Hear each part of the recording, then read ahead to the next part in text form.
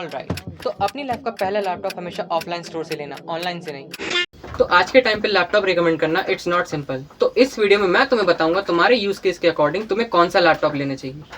तो मार्केट में अलग अलग यूजर्स के लिए डिफरेंट लैपटॉप्स हैं, जैसे thin and light, gaming, content creation और बिजनेस लैपटॉप्स।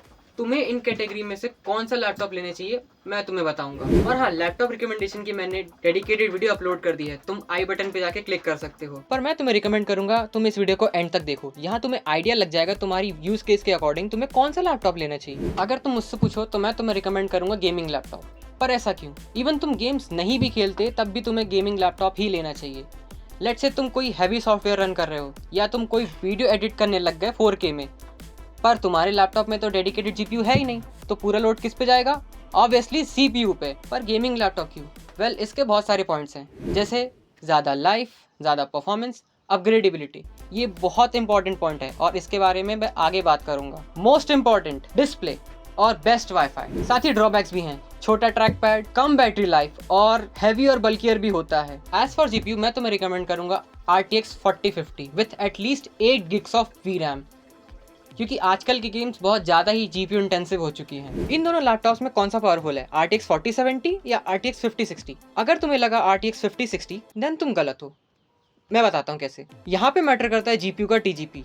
जितना ज़्यादा जीपीयू का TGP होगा उतना ज़्यादा तुम्हारा ग्राफिक्स कार्ड वॉटेज पुश करेगा, उतनी ज़्यादा तुम्हें परफॉर्मेंस मिलेगी। और हाँ, इन थिन एंड लाइट सीरीज वाले लैपटॉप को कम मत समझना, ये आजकल के नए डिमांडिंग गेम्स में 60+ FPS तक निकाल के दे रहे हैं। एक तो ना लैपटॉप सेगमेंट में जीपीयू की नेमिंग स्कीम बहुत ही खराब है, वहीं तुम पीसी पे देखोगे तो वहाँ RTX 5060 मतलब 5060।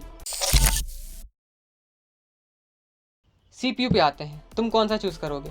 देखो, मार्केट में अभी 4 टाइप्स के CPU ब्रांड्स हैं, इंटेल, AMD, एप्पल का मैक और स्नैपड्रैगन।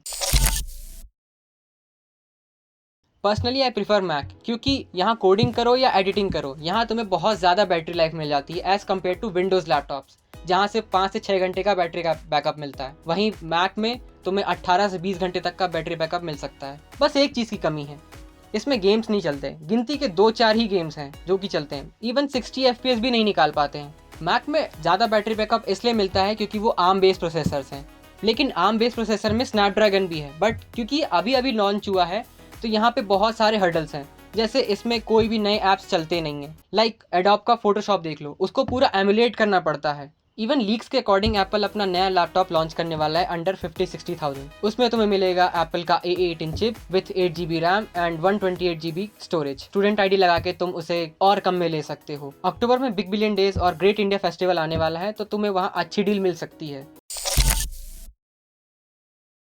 विंडोज की बात करें तो अपने पास अभी 3 कॉम्पिटिटर्स हैं, जैसे इंटेल, AMD और स्नैपड्रैगन। सबसे पहले कोर कॉन्सेप्ट क्लियर करते हैं। इंटेल हमेशा सिंगल कोर परफॉर्मेंस देगा, AMD मल्टी कोर में अच्छी परफॉर्मेंस देता है, जैसे 3D रेंडरिंग, 3D मॉडलिंग, और हाँ, इनमें होता है एक 3D V कैश जो कि एक्चुअली तुम्हें गेम्स में फायदा देता है। और हाँ, इनके iGPU इतने बेस्ट हैं कि आप AAA गेम्स आसानी से चला लेते हैं। इवन एफिशिएंसी और बैटरी लाइफ दोनों की बेस्ट हो चुकी है। स्नैपड्रैगन के लॉन्च होने के बाद मार्केट पूरा डिसरप्ट हो चुका है। हाँ, इनके अभी मार्केट में 80-90+ लैपटॉप्स हैं। इवन कम प्राइस पे तुम्हें 45 टॉप्स का NPU ही मिल जाता है इनमें। AI टास्क में तुम्हें बेस्ट परफॉर्मेंस मिलेगी, इवन बैटरी और एफिशिएंसी भी बहुत बेस्ट है। अराउंड 18 to 20 आवर्स का तुम बैकअप निकाल सकते हो। बेसिक काम के लिए बहुत सही है, जैसे वेब ब्राउजिंग, MS ऑफिस या मूवी देखना। अब मेन पॉइंट पे आते हैं जिसे लोग नज़रअंदाज कर देते हैं, जैसे कि रैम, स्टोरेज और डिस्प्ले।